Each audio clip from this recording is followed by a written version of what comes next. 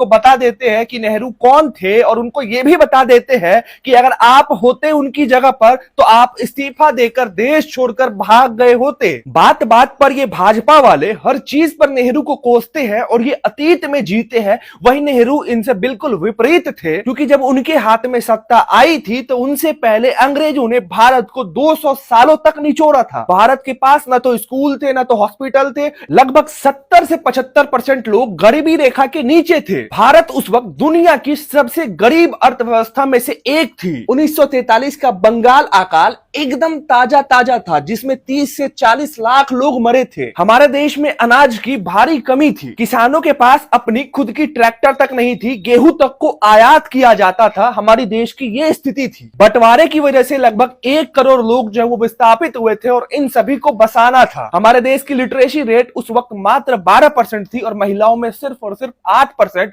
तो इस तरीके की हजार कमियां थी हमारे देश में, लेकिन नेहरू ने कभी भी अंग्रेजों को ब्लेम नहीं किया। उनके पास जो था वो वहीं से आगे बढ़े और आज मोदी जी जो कुछ भी बेच पा रहे हैं वो नेहरू की ही देन थी। अरे नेहरू ने तो इन सब के बावजूद देश को अपनी पटरी पे ला दिया। 150 से ज्यादा नेशनल इंस्टीट्यूट बनवा दिए। IIT, एम्स, यूजीसी, NCERT, ये सब किसकी देन है? वेल, SAIL, HMT, HAL, Indian Oil Nehru का ही देन है कि आज तुम इतना कुछ बेच पा रहे हो। इतना ही नहीं, नेहरू ने इससे कई ज्यादा काम की है जिसको कि एक वीडियो में बता पाना काफी मुश्किल होगा।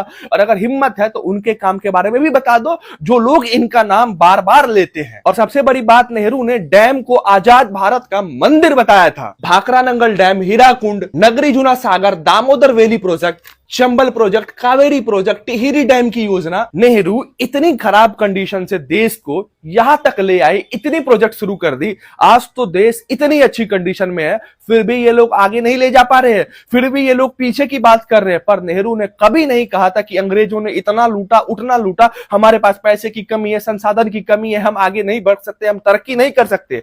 ये वही बच्चे हैं जो IIT, IIM में पढ़कर ज्ञान दे रहे हैं नेहरू पे। नेहरू के सारे काम गिना पाना काफी मुश्किल है, क्योंकि मॉडर्न इंडिया की जितनी भी साइंटिफिक, एजुकेशनल, इंडस्ट्रियल और डेमोक्रेटिक नींव है, इनमें से अधिकतर 1947 से 1964 के बीच ही रखी गई है। IIT से एम्स तक, डैम से PSUs तक, एटॉमिक एनर्जी से स्पेस प्रोग्राम तक नेहरू जी ने भारत का पूरा इंस्टीट्यूशनल फ्रेमवर्क तैयार किया। इतिहास इस दौर को यूं ही मॉडर्न इंडिया का फाउंडेशन नहीं कहता।